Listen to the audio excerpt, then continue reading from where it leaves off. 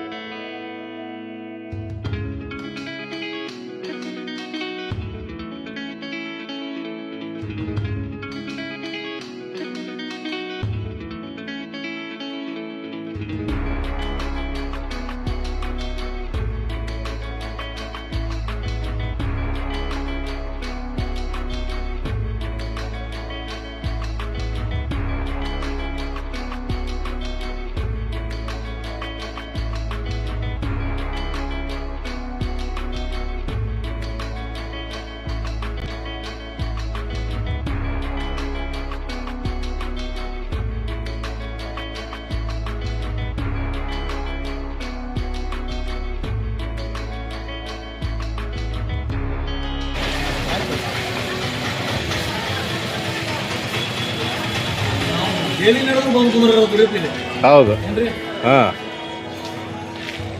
ಎಲ್ಲ ಮೆಣಸಿನ್ಕಾಯಿ ಇವೆಲ್ಲ ಸಿಗ್ತಾವೆ, ಇಲ್ಲಿ ಒಳಗಡೆ ಸಿಗ್ತಾವ ಅನ್ನೋದು ಅವರಿಗೂ ಗೊತ್ತಾಗಬೇಕು. ನೋಡಿ, ಇದು ಯಾರ್ದಿದೆ? ಎಲ್ಲಿ ನಿಮ್ದ?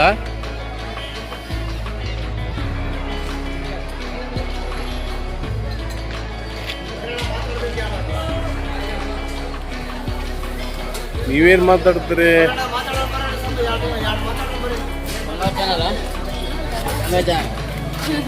ಆರಾಮ?